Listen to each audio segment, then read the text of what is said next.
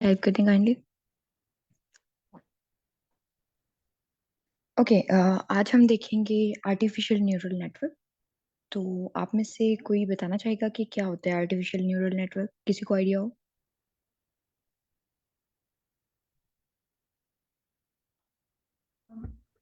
Like neural networks के बारे में तो पढ़ा था कि जैसे हमारा ब्रेन्स के अंदर न्यूरॉन्स होते हैं, बिल्कुल वैसे ही हम न्यूरल नेटवर्क्स बनाते हैं और उनके थ्रू आर्टिफिशियल इंटेलिजेंस में काम करते हैं। तो मे बी ये सेम थिंग है। ठीक है, इसके अलावा कोई ऐड करना चाहे? आर्टिफिशियल न्यूरल नेटवर्क्स की फर्स्ट टाइप है जिसमें हम मेनली टैबलेट डेटा के साथ डील करते हैं। ओके, और कोई?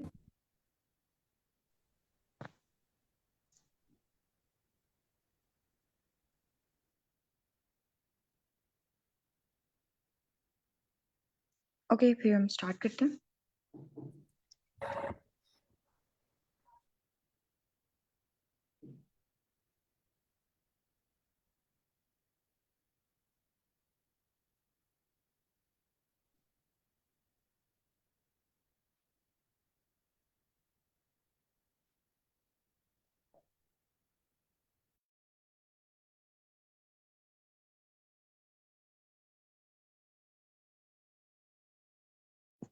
ओके, सो हम आज स्टार्ट करने वाले हैं आर्टिफिशियल न्यूरल नेटवर्क।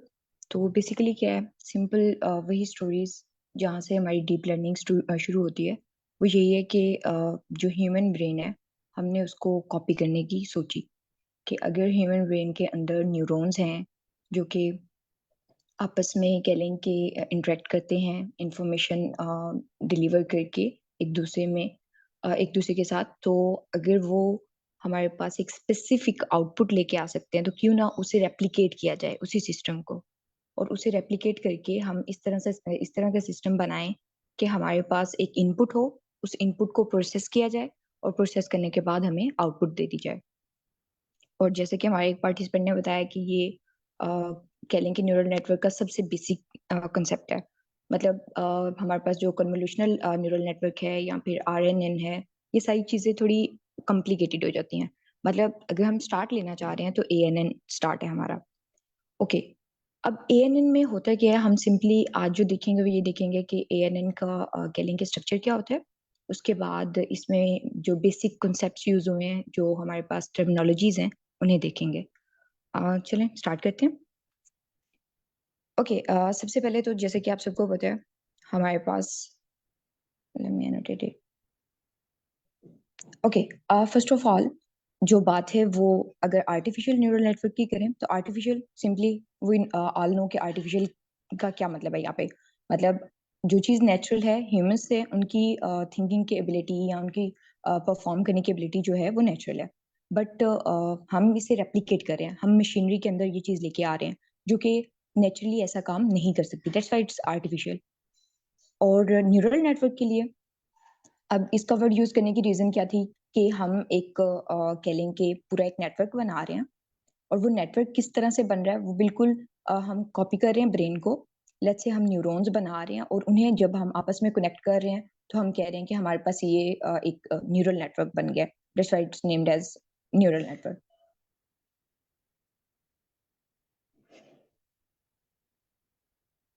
ओके, तो हमारे पास ये जो न्यूरॉन्स होते हैं न्यूरल नेटवर्क के अंदर, उसे हम यूनिट्स भी कह सकते हैं, न्यूरॉन्स भी कह सकते हैं। और ये सारे आपस में इंटरकनेक्टेड होते हैं। अब हमारी जो एआरएन की लेयर्स है ना, वो डिपेंड करती हैं कि लेट्स से हमारे पास हम कितना कम्प्लेक्स अपना नेटवर्क बनाना चाह रहे हैं, कितना कम्प्लेक्स मॉडल को प्रिपेयर करना चाह रहे हैं, उस पर डिपेंड करता है। और लेट्स से तीन चीजें हमारे पास इंपॉर्टेंट आती हैं। उसमें सबसे इम्पोर्टेंट चीज जो होती है वो होती है हमारी इनपुट लेयर, जो कि बेसिकली हमारी सारी इनपुट्स ले रही होती है। जितने फीचर्स हैं हमारे पास हमारी इनपुट के, वो हम देंगे अपनी इनपुट लेयर को। उसके बाद हमारी हिडन लेयर्स होती हैं और उसके बाद आती है आउटपुट। अगर हम इसे पहले थोड़ा सिंपल लेके चलें, इसे एक स्टेप पीछे चलें, तो हमारे पास ये सीन होता है मोस्ट सिंपल अगर हम ड्रॉ करना चाहें ANN, तो उस केस में क्या होगा हमारे पास? उस केस में हमारे पास सिर्फ इनपुट लेयर्स होती हैं। Let's say there are 2 input layers, और इससे कह लें कि ना ये जा रही हैं एक आउटपुट लेयर के पास, और हमारे पास एक आउटपुट निकल के आ रही है। ये सिंपलेस्ट है, मतलब इनपुट लेयर्स और हमारे पास output layers, there is no hidden layer. तो इसे हम कहेंगे ये सिंपलेस्ट केस है। लेकिन अगर हम कॉम्प्लेक्सिटी ऐड करना चाह रहे हैं, हमारे पास फीचर्स ज़्यादा हैं, हम चाह रहे हैं कि हमारे जो भी कह लें कि जितने भी फीचर्स हैं उन्हें यूज़ करते हुए हम एक्यूरेसी को बढ़ाना चाह रहे हैं, हम चाह रहे हैं कि प्रिडिक्शन जो है वो परफेक्ट हो, तो ऑफ कोर्स उसके लिए हमें डिफरेंट लेयर्स डालनी पड़ेंगी ताकि प्रोसेसिंग अच्छे से हो सके। तो उस केस में हम फिर हिडन लेयर्स जो है वो ऐड करते हैं। हिडन लेयर सिंगल भी हो सकती है, मल्टीपल हिडन लेयर्स भी होती हैं, तो ये डिपेंड करता है हम पे। ओके, उसके बाद हम बात कर लेते हैं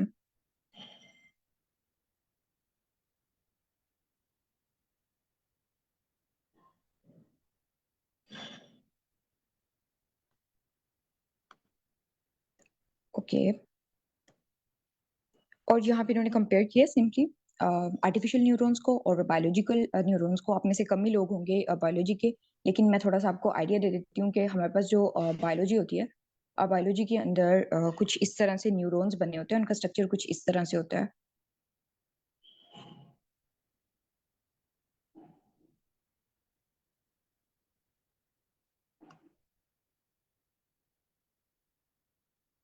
ओके, तो ये जो पॉइंट होता है हमारे पास, बेसिकली जो भी इनपुट आ रही है, बेशक वो हमारे ब्रेन से कह लें आ रही है इनपुट, या फिर हमारे सेंसरी सेल से आ रही है, वो बेसिकली ये जो हमारे पास एंड्स हैं वो पिक करते हैं, इन्हें हम कहते हैं डेंड्राइट्स। और इस केस में आर्टिफिशियल न्यूरल नेटवर्क में हम इन्हें कह देते हैं इनपुट लेयर्स, यानी अगर हम बायोलॉजिकल टर्म देखें तो वो है डेंड्राइट्स, और अगर हम आर्टिफिशियल न्यूरल नेटवर्क में टर्म देखें तो वो हमारे पास इनपुट लेयर्स हो जाती हैं। उसके बाद ये जो दरमियान वाला रीजन है, इसे हम कहते हैं सेल बॉडी। सेल बॉडी इसलिए कि जो भी प्रोसेसिंग होनी है, जो भी चीज़ें डिसाइड होनी है, या जैसे भी उस पर वर्क किया जाना है, वो सारा इस जगह पे डन होना है। दैट्स वाई इसको हम कह रहे हैं सेल बॉडी। और इन केस ऑफ आवर कह लें कि जो आर्टिफिशियल न्यूरल नेटवर्क है, उसके अंदर हम इसे अपने नोड्स कह सकते हैं, अपने न्यूरॉन्स कह सकते हैं, हिडन न्यूरॉन्स कह सकते हैं। उसके बाद हमारे पास एक स्पेसिफिक पॉइंट होता है जिसे उसने ट्रैवल करके दूसरे फिर नेक्स्ट न्यूरॉन यहाँ पे होगा। Just a second. Okay, next neuron यहाँ पे होगा जो कि बिल्कुल साथ एसोसिएट हुआ होगा, और हमारा जो मैसेज होगा वो यहाँ से अगले न्यूरॉन तक पहुंचेगा। तो जो मूवमेंट है उसे सिनेप्सिस कहते हैं, और इसके लिए यहाँ टर्मिनोलॉजी जो है वो वेट की यूज होती है। वेट को मैं थोड़ी देर तक एक्सप्लेन करती हूँ, अभी मैं थोड़ा से सिंपल लेके चलूंगी। उसके बाद हमारे पास लास्ट चीज ये जो आते हैं जो कि नेक्स्ट एक्सोन के साथ कह लेंगे कनेक्टेड है, सॉरी नेक्स्ट न्यूरॉन के साथ कनेक्टेड है, उसे हम कहते हैं एक्सोन्स। यानी जो टर्मिनल एजेस हैं जो कि हमारी इंफॉर्मेशन को नेक्स्ट पहुंचाएंगे प्रोसेसिंग के बाद, उसे हम एक्सोन्स कहते हैं। और in case of our ANN हम उसे आउटपुट लेयर कह देते हैं, क्योंकि हमारी आउटपुट वहां से निकल के नेक्स्ट सेल तक जा रही है। ओके, काइंडली मुझे बताइएगा कि आपको ये थोड़ा सा आइडिया होगा न्यूरॉन और हमारा जो नर्व सेल होता है वो आपस में कैसे रिलेटेड है। किसी का कोई क्वेश्चन तो नहीं है अभी तक?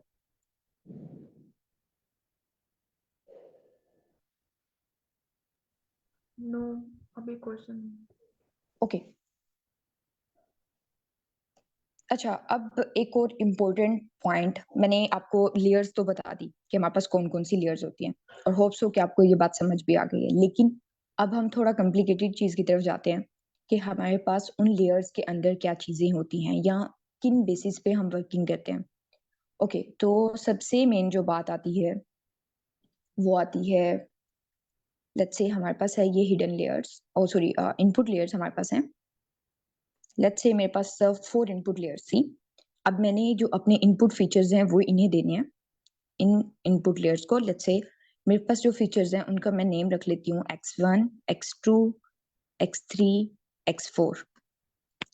उसके बाद अब सिर्फ ऐसा नहीं है कि हमारे पास सिर्फ ये फीचर्स ही होंगे, इसके साथ एक और चीज होती है जिसे हमारे कह लें कि न्यूरॉन्स जो हैं वो कंसीडर करते हैं। और वो होता है हमारे वेट्स। किसी को आइडिया वेट्स क्या होते हैं? वेट आई हमें थिंक कैसे पता? कोएफिशिएंट्स होते हैं जो बताते हैं कि इस पर्टिकुलर न्यूरॉन की कितनी इंपॉर्टेंस है डिसीजन मेकिंग में। Okay, anyone else?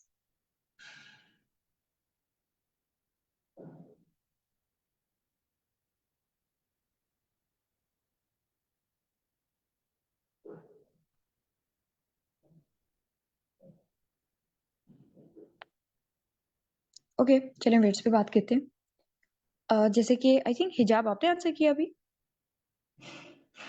जी। और आपने बिल्कुल ठीक कहा। बेसिकली ऐसे कह लें कि हमारे पास फीचर्स हैं और उनकी वैल्यूज हैं, जो कि मैं ये फीचर्स, जब मैं फीचर का वर्ड यूज करूंगी ना, उसका मतलब है इनपुट वैल्यूज। और इनपुट वैल्यूज कौन सी हैं? जो मैंने यहाँ एक्स के साथ डिनोट की हैं सारी, ठीक है। अब हर एक फीचर की जो वैल्यू है, उसकी एक स्पेसिफिक कह लें कि इम्पोर्टेंस है, सिग्निफिकेंस है। और उसका जो नेक्स्ट कह लें हमारे न्यूरॉन्स के साथ रिलेशन है, लिंकेज है, जो बेसिकली ये लेट्स से अगर मैं एक और लेयर बनाती हूँ जिसे मैं हिडन लेयर सपोज करूंगी, तो इसका ये जो कनेक्शन बन रहा है ना, बेसिकली इसमें सारी लेयर्स का कनेक्शन बनेगा। अच्छा, ये सारे जो कनेक्शंस बन रहे हैं इन्हें हम कह देते हैं लिंक्स, जो कि बेसिकली एक कह लें कि लेयर को दूसरी लेयर के साथ मिला रहे होते हैं। तो अब ये जो लिंक्स होते हैं ना, इनकी अपनी एक स्पेसिफिक वेटेज होती है, वैल्यू होती है, जिसकी बेस पे कह लें कि न्यूरॉन की भी एक इम्पोर्टेंस होती है, और हमारे जो इनपुट फीचर्स हैं उनकी भी एक इम्पोर्टेंस होती है। और उसी वैल्यू को लेके नेक्स्ट जो प्रोसेसिंग है वो डन होगी।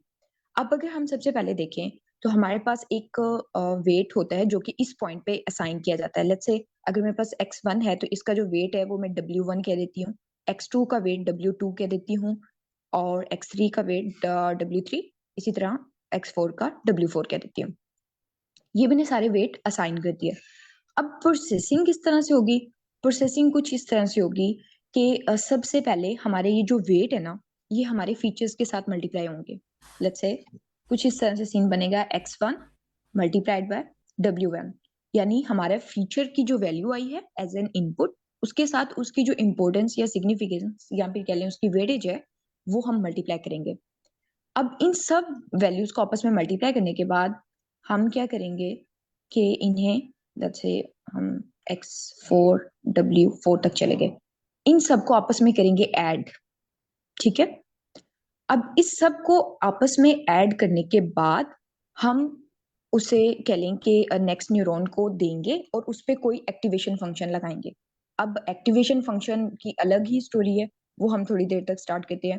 पहले हम वेट वाली स्टोरी को जरा खत्म कर लें। अच्छा, अब यहाँ पे एक स्पेसिफिक वेट असाइन हो गया, उसके बाद ये हमारी जो कह लें कि प्रोसेसिंग यहाँ पे होगी। प्रोसेसिंग डन होने के बाद ये जो कोई एक स्पेसिफिक कह लें अपने लिहाज से जो इसने आउटपुट बनानी होगी ना, वो तैयार करके अपने अगले नोड्स को दे देगा, क्योंकि मैंने ये इनपुट ली थी, मैंने इस पे प्रोसेसिंग की, मुझे जो समझ आया उसके मुताबिक ये है, ये है, ये है।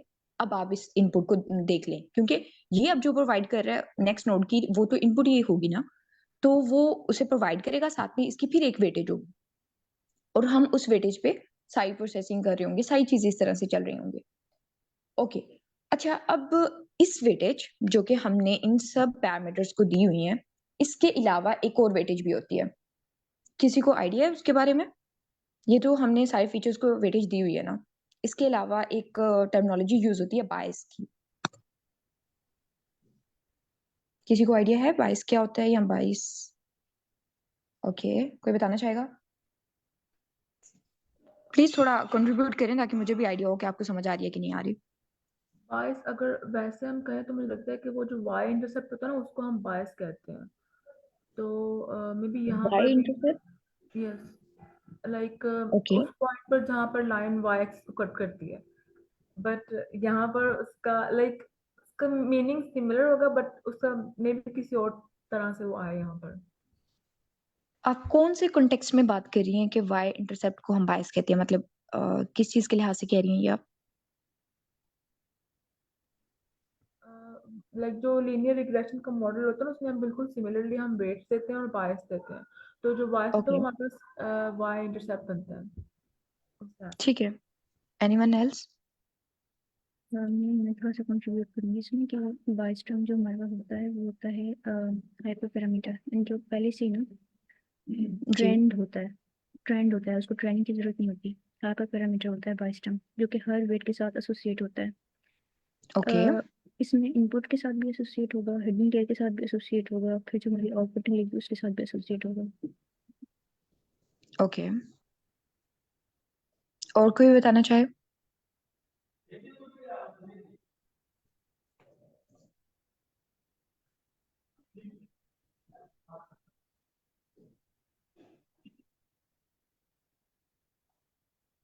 ओके चलें, मैं बताती हूँ। आप लोगों ने टू सम एक्सटेंट सही आंसर किया। अच्छा, यहाँ पे अभी मैंने ना वेट्स की बात की, और मैंने कहा कि मैंने जो भी वेट्स दिए हुए थे वो मैंने असाइन किए हुए थे हर इनपुट फीचर के साथ। मतलब मैं कह रही थी कि x1 है हमारे पास, जस्ट अ सेकेंड।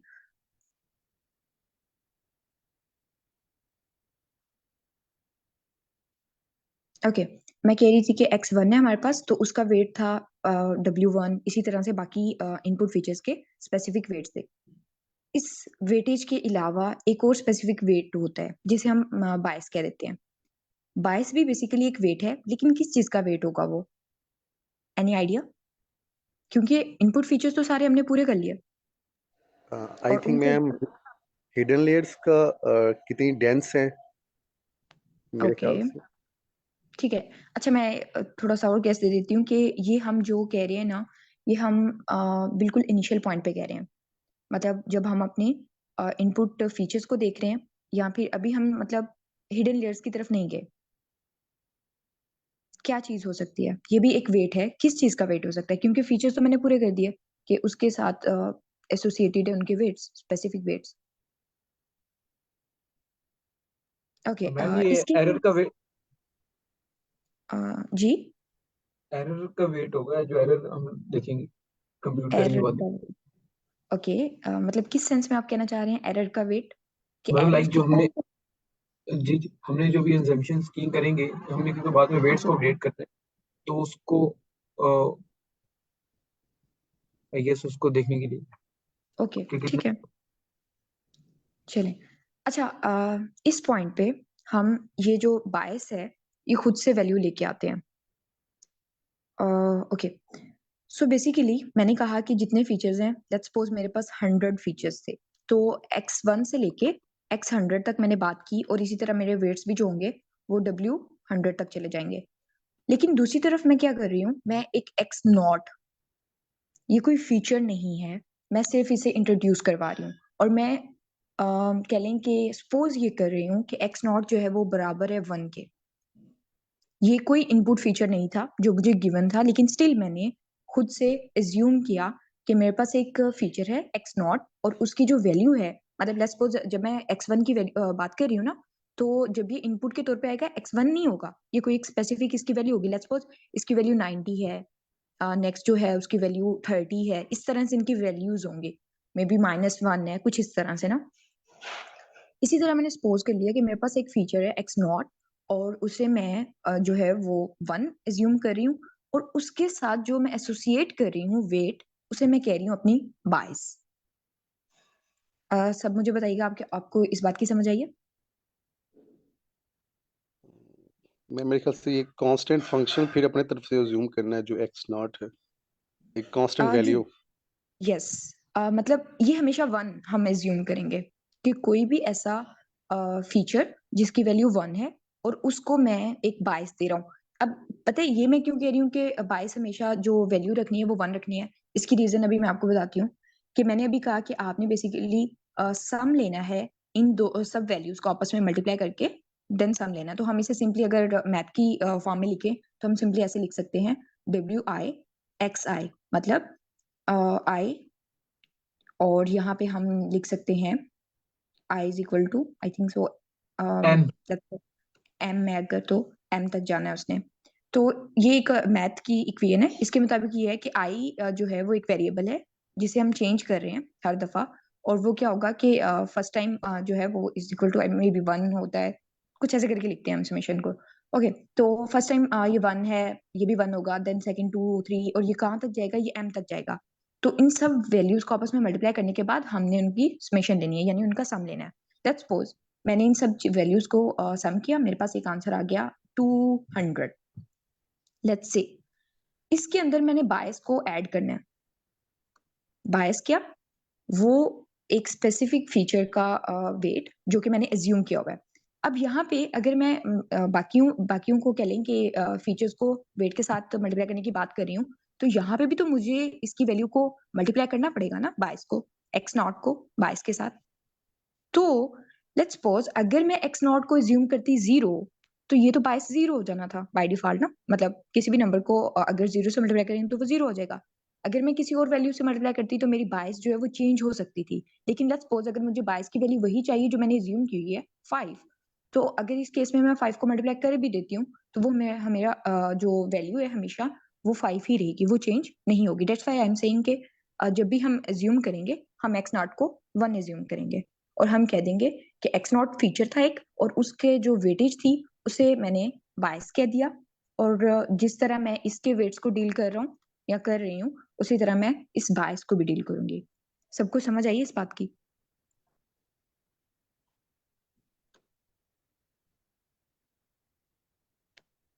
या तो सबको समझ आ गया या किसी को भी समझ नहीं आई?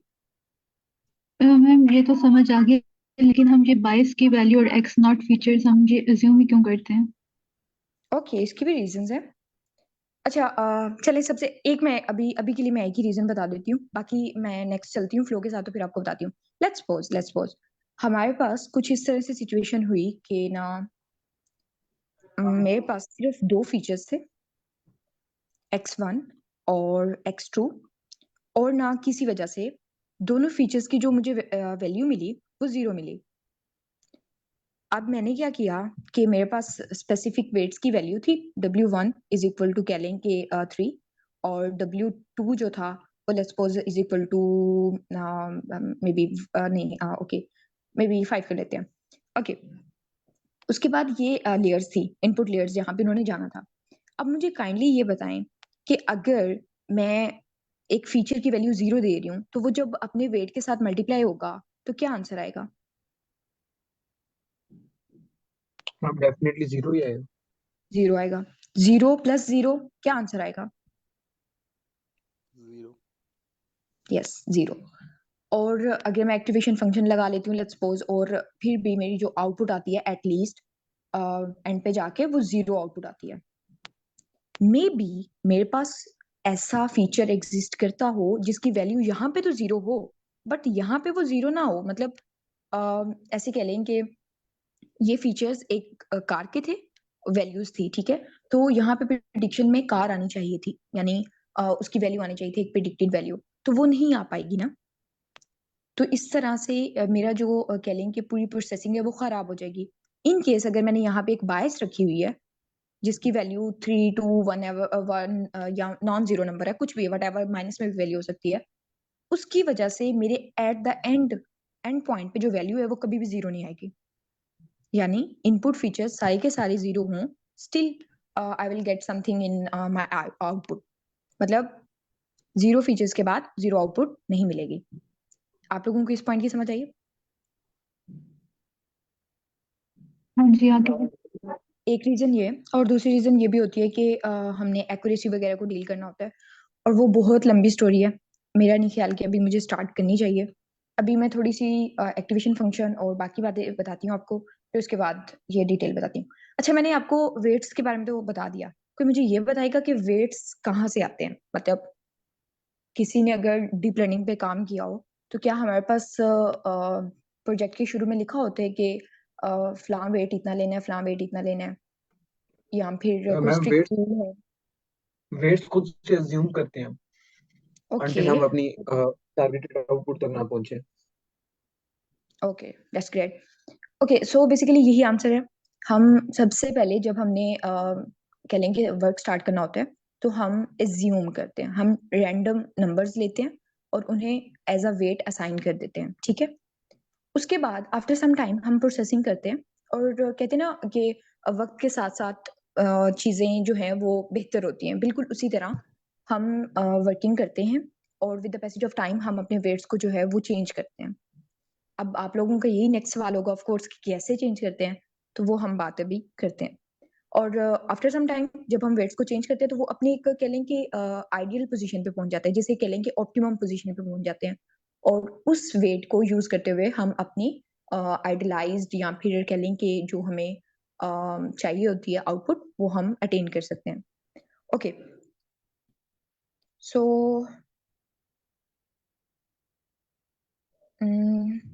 let me tell you about feed forward propagation. अच्छा, किसी को पता है कि फॉरवर्ड प्रोपगेशन क्या होती है, मतलब any idea? Yes madam. Okay, kindly आप ऐड करना चाहेंगे? फॉरवर्ड प्रोपगेशन एक्चुअली हम लोग इनपुट से अपडेट करते जाते हैं आउटपुट की तरफ ओके, अपने वेट्स लेट्स को। से मैं थोड़ा सा ड्रा करती हूँ, काइंडली मुझे बताइएगा कि आपने जो कहा यही है। लेट्स से मेरे पास ये इनपुट लेयर्स थी, 2 इनपुट लेयर्स थी, और उसके बाद लेट्स सपोज एक यहाँ पे हिडन लेयर थी। मैं ड्रॉ नहीं करी क्योंकि ये काफी अजीब सा कॉम्प्लिकेटेड सा हो जाता है। और उसके बाद लेट्स से हमारे पास ये 2 आउटपुट्स हैं। तो काइंडली मुझे आप अगर एनोटेट कर सकते हो तो काइंडली मुझे बताइएगा कि क्या मतलब है आपका फॉरवर्ड प्रोपगेशन से? मैम यहाँ पे हमारे पास इनपुट्स हैं, 2 फीचर्स हैं यहाँ पे, फॉर एग्जांपल x1 और x2 है। तो हम जी, लोग अपने इनपुट से वेट्स को अपडेट करते हुए जाते हैं अपने आउटपुट ओके तक। फॉर एग्जांपल पहले हिडन लेयर्स पे जाएंगे, फिर हिडन लेयर से उनको अपडेट करते हुए आउटपुट तक जाएंगे।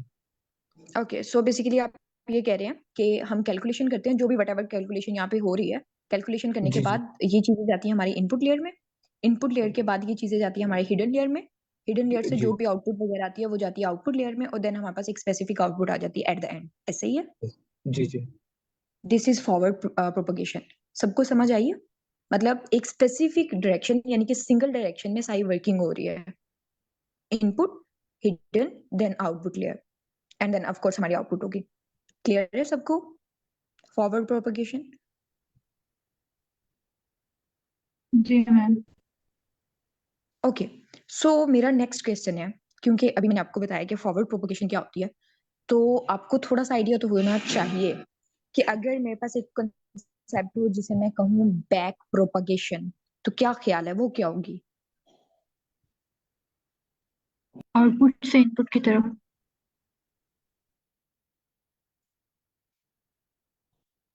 ओके, सो आप कह रही हैं कि बैक प्रोपगेशन इज बेसिकली कि आउटपुट यहाँ पे एक स्पेसिफिक आउटपुट है और वो उठ के यहाँ चली गई इनपुट के पास, ऐसा? मीन आउटपुट जैसे फॉरवर्ड प्रोपगेशन में इनपुट लेयर से हिडन लेयर्स और आउटपुट लेयर्स तक है, तो बैक प्रोपगेशन में आउटपुट लेयर से back to hidden layers and input layers.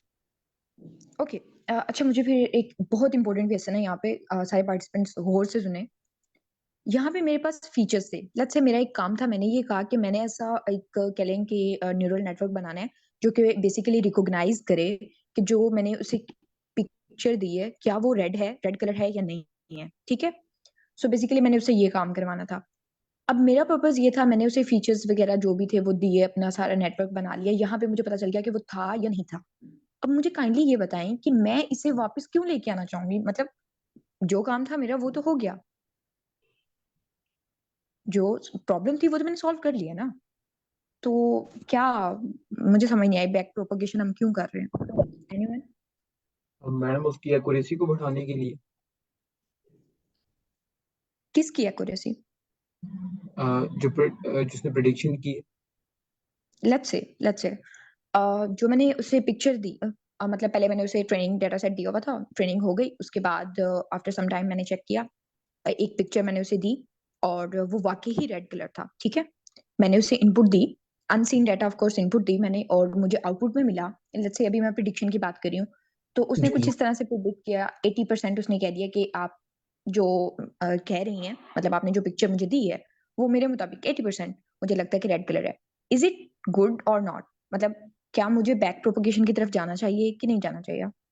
Definitely जाएंगे हम लोग अपने एरर को कम करेंगे। हम लोग जाहिर सी बात है एक्यूरेसी हम 100% की तरफ कर देखेंगे अपनी एक्यूरेसी को।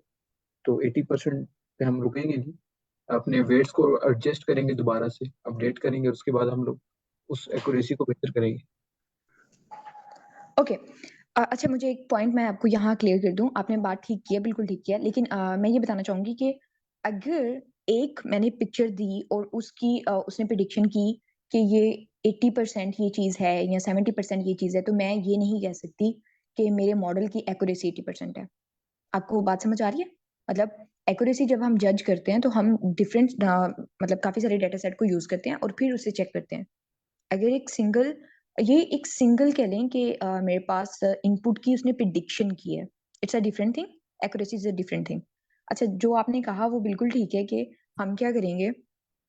अब मैं ये चाह रहा हूँ कि 80% तो आ गई prediction, may be next time, या फिर अभी मैं अगर कोई और पिक्चर इसे देती हूँ जो कि है लेट्स से वो ब्लैक कलर की थी और इसने कुछ इस तरह से प्रिडिक्शन किया कि 70% ये जो है वो रेड कलर की है। ऑफ कोर्स अब मुझे नजर आ रहा है कि ये गलत प्रिडिक्ट कर रहा है, मेरा मॉडल जो है उसकी एक्यूरेसी बहुत कम है, कि बहुत कम ही कहूंगी अभी मैं। अच्छा, अब इस केस में क्या होगा कि मैं इस वैल्यू को यूज करते हुए, यानी प्रिडिक्टेड वैल्यू को यूज करते हुए वापिस आऊंगी। अब मुझे क्या चीज चेंज करने की जरूरत है? क्या मैं इनपुट फीचर्स को चेंज कर सकती हूँ? Can I do that? कि मतलब मैं कहूँ कि नो, ओ ये फीचर्स कुछ इस तरह से, दैट्स व्हाई वो आउटपुट दे रहा है, मैं ना फीचर्स को चेंज कर देती हूँ, ऐसा मैं कर सकती हूँ? क्या ये मेरे हाथ में है? फीचर तो नहीं, हमारे पास यस सेम रहेंगे। फीचर्स तो, यस फीचर्स तो हमारे हाथ में नहीं है ना। फीचर्स तो जो भी चीज गिवन होगी उसके फीचर्स एक्सट्रैक्ट होंगे, वो तो सारे मॉडल का काम है, ये हम चाह के भी चेंज नहीं कर सकते। तो जिस चीज पे हमारा होल्ड है या जिस चीज को हम चेंज कर सकते हैं वो क्या है? वेट वेट्स में फीचर्स। यस, वो हमारे असाइंड वेट्स हैं जो कि बाय डिफॉल्ट शुरू से ही हमने खुद असाइन किए थे ना। उनके लिए कोई स्ट्रॉन्ग पहले से रूल नहीं था, कोई लॉ नहीं था। तो हमें पता है कि अगर कोई मसला होगा हमारे कह लेंगे पूरी परफॉर्मेंस में, तो वो जाके वेट्स में कोई ना कोई इशू होगा। तो हम वेट्स को चेंज करेंगे, या अप करेंगे या डाउन करेंगे, डिपेंड ऑन के हमारी आउटपुट पॉजिटिव, सॉरी, जो डिफरेंस आ रहा है वो पॉजिटिव आ रहा है नेगेटिव आ रहा है। मतलब हमारा जो कह लें कि प्रिडिक्शन की वैल्यू है वो जब हम अपनी एक्चुअल वैल्यू से देखते हैं तो वो कितना डिफरेंस आ रहा है और किस तरफ जा रहा है, वो नेगेटिव की तरफ या पॉजिटिव की तरफ, उस बेसिस पे हम अपने वेट्स की वैल्यू चेंज करेंगे। अच्छा, और इसे हम कहते हैं, इसके लिए क्या टर्मिनोलॉजी यूज होती है? ये सारा प्रोसेस क्या है? Backward propagation. हम आउटपुट से कोई चीज लेके आ रहे हैं और अपने वेट्स को चेंज कर रहे हैं, that's called backward propagation. Back propagation. Yes, okay. अच्छा, अब हमने फीड फॉरवर्ड की भी बात कर ली और हमने बैक प्रोपगेशन की भी बात कर ली। अब हमें थोड़ा सा आइडिया हो गया कि हम अपने वेट्स को असाइन कैसे करते हैं और हम अपने वेट्स को बेहतर कैसे करते हैं। बिल्कुल इसी तरह जैसे हम अपने कह लें कि जितने हमारे फीचर्स थे उनके हम असाइंड वेट्स को चेंज करें, बिल्कुल उसी तरह हम अपने बाइस वेट को भी चेंज करते हैं, ठीक है? और यहाँ तक कि हमारे पास जो आउटपुट है वो बेहतर ना हो जाए। अच्छा, अब एक और क्वेश्चन भी होता है, बल्कि ठहर जाए मैं पहले। Okay, let me tell you about. अच्छा, अब मैंने मेरा ख्याल है कि मैंने 2-3 दफा एक्टिवेशन फंक्शन की बात की है, उसका जिक्र किया है मैंने। तो कोई मुझे बताना चाहेगा? मेरा ख्याल है, नहीं, एक सेकेंड। ओके, एक्टिवेशन से पहले एक और बात कर लेते हैं हम। ओके, मैंने आप लोगों को कहा कि हमने बेसिकली जो वेट्स है उन्हें चेंज करना है। तो आप में से कौन बताना चाहेगा या कौन पूछना चाहेगा कि वेट्स को कैसे चेंज करेंगे, मतलब किस तरह से? किसी को आइडिया है? कोई ऑप्टिमाइजेशन एल्गोरिथम यूज करेंगे जैसे हम किया करते थे gradient descent algorithm machine learning में। Yes, yes, that's answer. Okay, so basically हमारे पास वेट्स की वैल्यूज हैं और यहाँ पे जब मैं बात कर रही थी एक आउटपुट की, हमारे पास एक स्पेसिफिक जब आउटपुट आती है, जो हमें मॉडल आउटपुट देते हैं हम उसे कहते हैं प्रिडिक्टेड वैल्यू, ठीक है? और प्रिडिक्टेड वैल्यू जो है इधर भी ट्रू और नॉट, मतलब कुछ भी हो सकता है। और एक हमारे पास होती है एक्चुअल वैल्यू। अच्छा, ये कैसे पता चलेगा कि हमारा जो मॉडल है, जो हम ANN मॉडल लेके बैठे हुए हैं जिससे हम काम करवा रहे हैं, वो कोई लॉस कर रहा है या कम एक्यूरेसी दे रहा है, ये कैसे पता चलेगा? मतलब लेट्स से एक पिक्चर है, मैंने उसे दी और उसने मुझे एक स्पेसिफिक आउटपुट दे दी। अब मैं कैसे असेस करूं वेदर मॉडल जो प्रिडिक्ट कर रहा है वो ठीक कर रहा है या नहीं कर रहा, या क्या सीन है, कैसे पता चलेगा?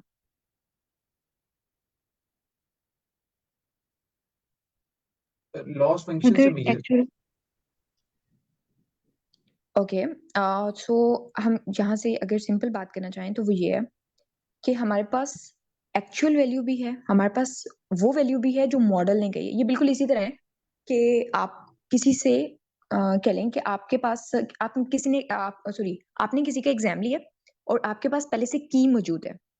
तो अगर वो पर्सन जो है वो एग्जाम अटेम्प्ट करता है तो आपको पता होगा कि उसने कौन से क्वेश्चंस का आंसर ठीक किया है और कौन से क्वेश्चन का आंसर नहीं ठीक किया, क्योंकि आपके पास एक्चुअल आंसर्स यानी की मौजूद है। तो बिल्कुल इसी तरह का केस हमारे पास है कि हमारे पास प्रिडिक्टेड आउटपुट जो कि मॉडल दे रहा है और उसका कह लें कि जो एक्चुअल वैल्यू है वो हमें पता है। तो हम अगर सिंपली एक्चुअल वैल्यू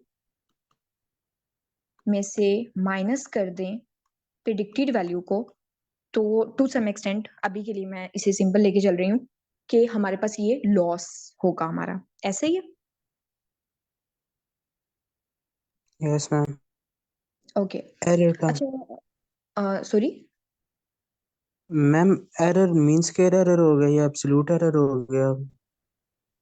जी अगर हम लोग यस, मतलब अगर हम मजीद आगे जाएं तो फिर तो काफी सारी टाइप्स हैं, लेकिन अभी क्योंकि मैं थोड़ा सा आपको बेसिक्स बताना चाह रही हूँ, तो अभी मैं जो बात कर रही हूँ वो ये है, मे बी आप सब ने सुना हो एक वर्ड जिसे हम कहते हैं कोस्ट फंक्शन। आइडिया है आप लोगों को कोस्ट फंक्शन क्या होता है? लॉस को कैलकुलेट करने के लिए कॉस्ट फंक्शन यूज करते हैं। यस, बेसिकली हमारे पास जो एक्चुअल वैल्यूज हैं, प्रिडिक्टेड वैल्यूज हैं, उन्हें हम एक फार्मूला के अंदर यूज करते हैं। फार्मूला के अंदर यूज करने के बाद हमारे पास एक लॉस फंक्शन या फिर कह लें कि कॉस्ट फंक्शन निकलता है। अब कॉस्ट फंक्शन का जो फार्मूला होता है, आई थिंक उसे जे से रिप्रेजेंट करते हैं, और इसका फार्मूला कुछ इस तरह हो सकता है 1/m, और आई थिंक कुछ इस तरह से है, बाकी आप देख लीजिएगा। ओके, इसमें बेसिकली क्या होता है कि एक्चुअल माइनस प्रिडिक्टेड, और इसका हम लेते हैं स्क्वायर, और इस तरह से हम इसे कैलकुलेट करते हैं। और जब हम बात करते हैं अपने कह लें कि ग्रेडियंट ऑप्टिमाइजेशन की, वो बेसिकली डिपेंड करता है इसी वैल्यू पे। हम सबसे पहले क्या करते हैं, मॉडल को वेट्स असाइन करने के बाद अपने आउटपुट लेते हैं। आउटपुट लेने के बाद हम देखते हैं कि हमारे पास जे की वैल्यू क्या आ रही है। जे की वैल्यू को हमने, हमारा जो कह लें कंसर्न है या हमारी जो ट्राई है वो ये है कि हम इस कॉस्ट फंक्शन को या लॉस फंक्शन को, जो कि बेसिकली ये बता रहा है कि हमारा मॉडल वर्क सही नहीं कर रहा, हम इसे कम से कम कर दें। अगर लॉस कम से कम होगा तो ऑटोमेटिकली हमारी एक्यूरेसी ज्यादा से ज्यादा होगी, हमारा मॉडल ज्यादा से ज्यादा अच्छा परफॉर्म करेगा, उसकी एफिशिएंसी बढ़ेगी। तो हमारा मकसद ये है कि हम इस कॉस्ट फंक्शन को जो है वो कम से कम करें। अच्छा, अब इस कॉस्ट फंक्शन को कैसे हम कम कर सकते हैं, ये हमने पहले बात की कि हमारे हाथ में जो चीज़ है वो यही है कि हम अपने जो वेट्स हैं, असाइन वेट्स हैं, उनको हम चेंज करें। उन वेट्स को चेंज करने के लिए हमारे पास एल्गोरिदम्स होते हैं जिन्हें हम ऑप्टिमाइजेशन एल्गोरिदम्स कहते हैं, और फिर हम उन्हें यूज करते हैं।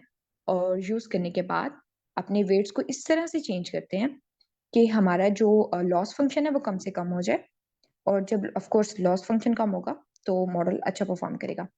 अच्छा, अब हमारे पास एक छोटा सा ग्राफ होता है, वो देख लेते हैं। हमारे पास इस तरह से ग्राफ होता है कुछ। लेट्स से मेरे पास सिर्फ दो ही फीचर्स थे और उनके दो ही वेट्स थे। तो इससे क्या होगा कि मुझे गैलिंग के 2 डायमेंशनल ग्राफ बनाने में थोड़ा हेल्प मिल जाएगी कि लेट्स से एक जो था वेट वो W0 था, एक वेट था W1, और इसके अंदर ना कुछ इस तरह स्पेस सा ना हमारे पास जे का वो बनता है। तो हमारा जो मकसद है वो हमने कुछ इस तरह से कह लें कि डील करना होता है वेट्स के साथ, दोनों वैल्यूज के साथ। उनको इस पॉइंट पे लेके आना होता है कि हमारे पास आई थिंक ये वाला मिनिमम है। तो हमारे पास ग्लोबल जो मिनिमम वैल्यू है जे की, ये जो ग्राफ है ये शो कर रहा है जे की वैल्यूज को, ठीक है। तो हम ये चाह रहे हैं कि हमें ये वाला पॉइंट जो है वो मिले। लेट्स से जब मैंने स्टार्ट किया क्योंकि मैंने वेट्स खुद ब खुद असाइन किए थे। तो लेट्स से जब मैंने असाइन वेट किए तो मैं इस पॉइंट पे मैं थी। तो मुझे अब कुछ इस तरह का सॉल्यूशन चाहिए जो कि इस तरह से डील करे कि Aahista Aahista after some time मैं थोड़ा थोड़ा करते हुए एट द एंड इस पॉइंट पे पहुंच जाऊं जो मुझे मिनिमम लॉस फंक्शन की वैल्यू दे, मिनिमम कॉस्ट फंक्शन की वैल्यू दे, और मुझे आइडिया हो जाए कि अगर मैं वेट्स की वैल्यू ये वाली और ये वाली वैल्यूज यूज करती हूँ तो मेरे पास जो लॉस है वो सबसे कम होगा और मेरे पास जो आउटपुट है वो सबसे बेहतर होगी। सबको इस बात की समझ आई है? जी मैम। ओके।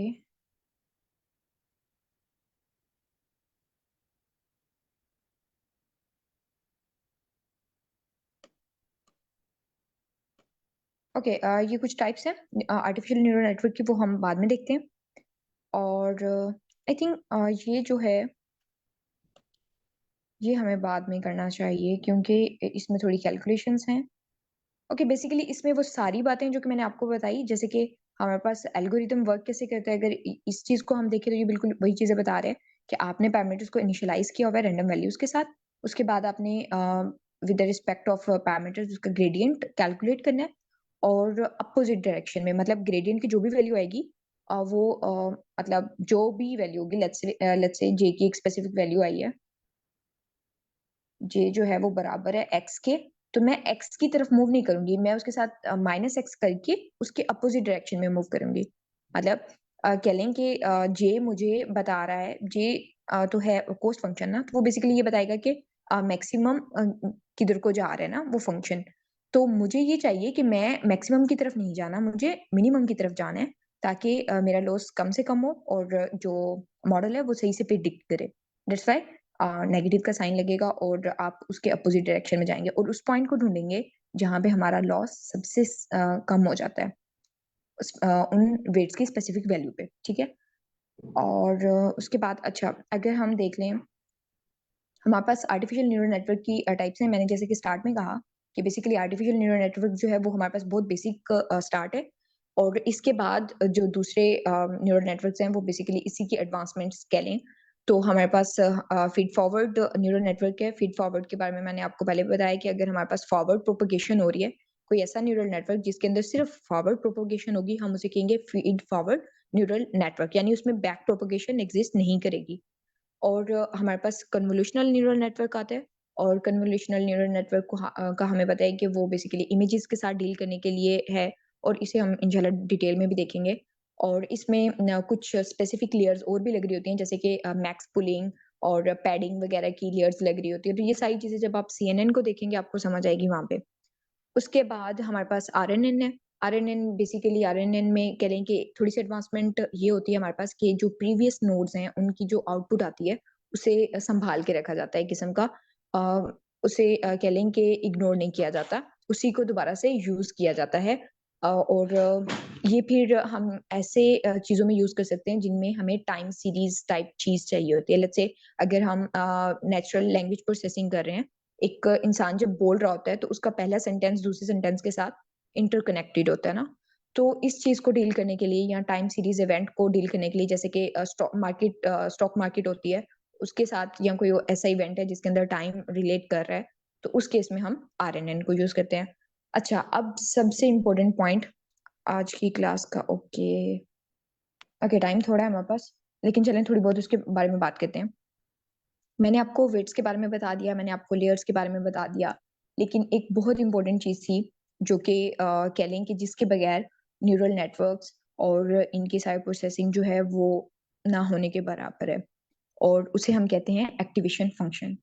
ओके, क्लास में कोई है ऐसा जो, सॉरी, क्लास में है कोई ऐसा जिसे आइडिया हो कि एक्टिवेशन फंक्शन क्या होते हैं, या बताना चाहे अगर कोई, जल्दी जल्दी थोड़ा सा। मैम वो फंक्शन हमें ये बताया कि ये पार्टिकुलर नोड एक्टिव होगा या नहीं for the okay, specific input. ठीक है। और वो किस चीज पे डिपेंडेंट है, मतलब किस बेस पे वो हमें बता रहे हैं?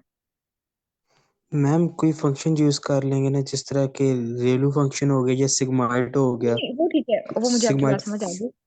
ओके ओके, आप एक्टिवेशन फंक्शन की नेक्स्ट टाइप्स हैं वो ठीक है। मैं ये कहना चाह रही हूँ कि एक्टिवेशन फंक्शन को कैसे पता चल रहा है कि ये नोड एक्टिव होगा कि नहीं होगा, या मैंने इसे प्रोसेस करने देना है कि नहीं करने देना, किस मैडम बेस उसकी पे। आउट वेट और इनपुट्स, मैम सॉरी, इन वेट से ही पता लगेगा।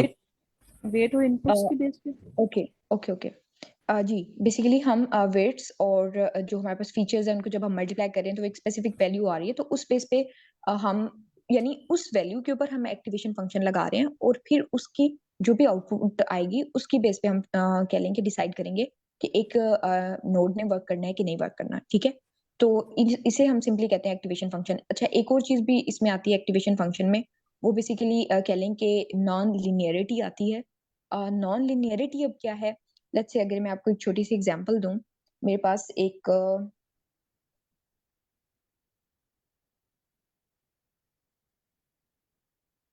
Okay just a second, let's say मेरे पास एक ग्राफ है कुछ इस तरह का बना हुआ है, और उसमें ना कुछ ऐसे करके डॉट्स हैं, और उसमें रेड कलर के भी डॉट्स हैं। तो अगर मैं आपको कहूँ कि आपने कुछ इस तरह से लाइन ड्रॉ करनी है कि ये डॉट्स जो है वो मैक्सिमम एक दूसरे से अलग हो जाएं, तो क्या कर सकता है कोई, एक लाइन ऐसे करके ड्रॉ कर सकते हैं सिंपली कि ये ऊपर वाली जो है वो क्योंकि ज्यादातर पिंक रीजन में फॉल करें, नीचे वाले जो है रेड रीजन में फॉल करें, दैट्स मतलब एक लाइन के साथ हम इन्हें कह लेंगे डिस्ट्रीब्यूट कर सकते हैं। लेकिन इन केस अगर मेरे पास कुछ इस तरह से वैल्यूज हैं और कोई मुझे कहे कि अब मैंने इन्हें जो है वो सेपरेट करना है with the help of only one line, तो ये पॉसिबल नहीं है। यानी अगर मैं लीनियरली वर्क करना चाहूं तो मैं वर्क नहीं कर सकती। तो इस केस में हमें चाहिए नॉन लीनियरिटी, क्योंकि अगर हमारे पास डाटा जो है वो लीनियर है, ऑफ कोर्स हम लीनियर फंक्शन को चूज कर सकते हैं, लेकिन अगर डाटा ही नॉन लीनियर फॉर्म में है तो मुझे फंक्शंस भी ऐसे चाहिए जो कि उसके साथ डील कर सकें, उसकी नॉन लीनियरिटी के साथ डील कर सकें, और कह लें कि स्पेसिफिक आउटपुट दे सकें। तो इस केस में हम फिर एक्टिवेशन फंक्शंस यूज करते हैं। अच्छा, अब मैंने आपको थोड़ी देर पहले एक फॉर्मूला बताया था कि हमारे पास बेसिकली क्या होता है, हमारी जो आउटपुट होती है उसका फॉर्मूला कुछ इस तरह से होता है ना, मैंने आपको बताया सिग्मॉइड एक्स और डब्ल्यू, और इसके अंदर हम बायस को ऐड करते हैं, और इसका जो भी आंसर आता है ना, what ever the answer is, उस पे हम लगाते हैं अपना activation function. Let's say activation function को मैं एफ अभी के लिए डिनोट कर देती हूँ। तो फंक्शन लगाने के बाद हमारे पास एक प्रिडिक्टेड आउटपुट आती है। ओके, तो अगर मैं इस सब चीज को कर रही हूँ और मैं उसके ऊपर कोई फंक्शन नहीं लगा रही, तो ये लीनियर रिग्रेशन है। मतलब इसमें सिंपली लीनियर काम हो रहा है, कोई अनोखी चीज नहीं हो रही अगर ये एक्टिवेशन फंक्शन नहीं लग रहा। तो सारा प्रोसीजर जो है वो बेसिकली इस एक्टिवेशन फंक्शन का है। और जैसे कि एक पार्टिसिपेंट ने पहले बताया कि एक्टिवेशन फंक्शन में भी आगे डिफरेंट टाइप्स होती हैं, तो हम नेक्स्ट देख लेते हैं टाइप्स को। ओके, काइंडली मुझे बताएं, ज्यादा तो नहीं हो गया, मतलब समझ आ रही है? नेक्स्ट मैं प्रोसीड करूं?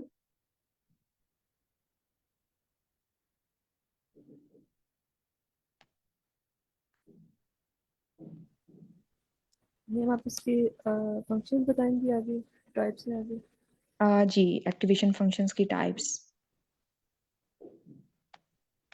वैसे कवर तो नहीं होना, 4 मिनट रह गए, चले कोई नहीं। आप लोग बताएंगे, आप लोगों को कोई बात अगर समझ नहीं आई, कोई क्वेश्चन है अभी के लिए, तो वो पूछ लेंगे, क्योंकि हमारे पास सिर्फ 2-4 मिनट ही हैं। मैम आप जो 22 का बता रही थी ना, तो वो आप अगर थोड़ा सा रिपीट कर दो। सॉरी, जो आप 22 का बता 22? रही थी ना, जी जी ओके, 22 को रिपीट करना है। जी जी प्लीज। ओके, सो बेसिकली मैंने ये बताया कि हमारे पास डिफरेंट फीचर्स हैं जो कि एज इनपुट हमें मिल रहे हैं। ठीक है, उन फीचर्स के साथ हम एक कह लें कि रेंडमाइज वेट जो है वो असाइन कर रहे हैं उन सब फीचर्स के लिए। अगर हमारे पास आने वाले फीचर्स 50 हैं तो हम उन्हें असाइन करेंगे पर फीचर एक वेट, यानी कि टोटल हमारे पास वेट्स हो जाएंगे 50। लेकिन हम एक कह लें कि सपोज करते हैं फीचर जिसे हम कहते हैं एक्स नॉट, उस एक्स नॉट को हम हमेशा 1 सपोज करते हैं। हम ऐसे सपोज करते हैं कि लेट्स सपोज हमारे पास एक फीचर है, इनपुट फीचर ही कह लें, और उसको मैं 1 रखता हूँ, और उसका अब मैं वेट असाइन करूंगा, और वेट बिल्कुल वैसे ही असाइन होगा जैसे ऑफ कोर्स हमने बाकियों को असाइन किया और वो रेंडमाइज थे, तो हमारे पास बायस की जो वैल्यू होगी वो भी रेंडमाइज होगी। लेकिन हमने वो जो इनपुट फीचर्स को असाइन किए हुए थे उनको स्पेसिफिक नाम दे दिया कि ये इनपुट फीचर्स के वेट्स हैं। और क्योंकि वो चीज थी ही नहीं, हम खुद इंसर्ट करके लेके आए उसे और फिर उसे हमने एक वेट असाइन किया, तो हमने उसका नाम रख दिया कि ये बायस है। और उसकी लॉजिकल रीजंस हैं कुछ, उनमें से एक मैंने आपको बताई कि एक ऐसी इनपुट के साथ डील करना जिसके सारे फीचर्स जीरो हैं। तो ऐसा तो नहीं है कि आउटपुट जो है वो जीरो हो, मे बी वो आउटपुट जीरो एग्जिस्ट ना करती हो। तो इस तरह की चीज के साथ डील करना, या कह लें कि अगर हमने एक्यूरेसी को देखते हैं, ऑफ कोर्स जब हम बैक प्रोपगेशन कर रहे हैं तो हम वेट्स को भी चेंज करते हैं, साथ अपनी बायस को भी चेंज करते हैं। तो वो भी डिपेंड कर रही होती है ना एक्यूरेसी के ऊपर और लॉस फंक्शन के ऊपर, सारी चीजों के ऊपर। तो उस सब को डील करने के लिए हम बायस यूज करते हैं। इसके अलावा भी दो चार रीजंस हैं और वो इंशाल्लाह नेक्स्ट क्लास में कवर होंगे। क्लियर हुआ? Okay, yes ma'am. मैम मतलब जब हम 22 की बात करते हैं तो फिर हम ऐसे करते हैं कि हर नोड जो हर सॉरी न्यूरॉन होती है जैसे उसका मतलब सेपरेट होता है कैसे, जैसे अभी आप एक्टिवेशन फंक्शन का फॉर्मूला यूज कर अच्छा, रहे थे। एक और पॉइंट, जी आपने अच्छा क्वेश्चन किया, थैंक यू। अब पता है जो हमारे पास इनपुट फीचर है ना, एक इनपुट फीचर का एक स्पेसिफिक वेट नहीं है। मैं आपको एक मिनट में बताना चाहूंगी कुछ इस तरह नोटेट करके। लेट्स सपोज ये मेरे पास एक इनपुट थी, इनपुट फीचर मैंने x1 था, तो इसका अगर w1 है ना, तो किसी दूसरे कह लें कि न्यूरॉन के लिए इसका w1 की वैल्यू डिफरेंट होगी। आपको आवाज आ रही है ना मेरी? जी जी। ओके, सो जो पॉइंट है मेरा वो ये है कि जितने न्यूरॉन्स होंगे उन सब के लिहाज से इसका वेट डिफरेंट होगा। तो इसी तरह जब मैं बायस की बात करूंगी तो बायस की जो वैल्यू इस न्यूरॉन के लिए होगी, लेट्स से अगर वो 2 है, मे बी इस न्यूरॉन के लिए वो -2 हो, नेक्स्ट न्यूरॉन के लिए वो कुछ और हो। तो जो वेट्स की वैल्यूज हैं वो हर न्यूरॉन के लिए डिफरेंट होंगे, बेशक वो ये वाला वेट हो या फिर हमारी बायस की वैल्यू हो। ओके मैम, फिर जब हम एक्टिवेशन फंक्शन का फार्मूला जब यूज करते हैं जो आपने बताया मुझे 22 plus weight multiply by input, मतलब जो हम कर रहे हैं, ठीक है। और सॉरी, वो एक्टिवेशन फंक्शन का नहीं है, वो हमारी आउटपुट का है। ओके मतलब उसके बाद फिर उस पे उस आउटपुट पे हम एक्टिवेशन फंक्शन लगाते हैं, यस, राइट। अच्छा बिल्कुल ऐसे है। बायस को ऐड करते हैं जो समेशन हमने लिए वेट और सारे फीचर्स उनको मल्टीप्लाई करने के बाद, ऐड करने के बाद उस पे फंक्शन लगाते हैं अपना एक्टिवेशन, और फिर हमारे पास आउटपुट आती है। ओके मतलब हर फीचर के लिए 22 डिफरेंट, मतलब हम अगर उस फार्मूले में मतलब डिफरेंट कैसे कैलकुलेट करेंगे, मतलब हर फीचर का अलग से होगा। थोड़ा सा कंफ्यूजन, चलिए नेक्स्ट देखते हैं, फिर नेक्स्ट लेक्चर में ओके, लेकिन वैसे भी टाइम हो गया है क्लास का, तो नेक्स्ट क्लास में इंशाल्लाह देखते हैं इसे। ओके, अगर किसी का क्वेश्चन हुआ तो इंशाल्लाह नेक्स्ट क्लास में। अल्लाह हाफिज।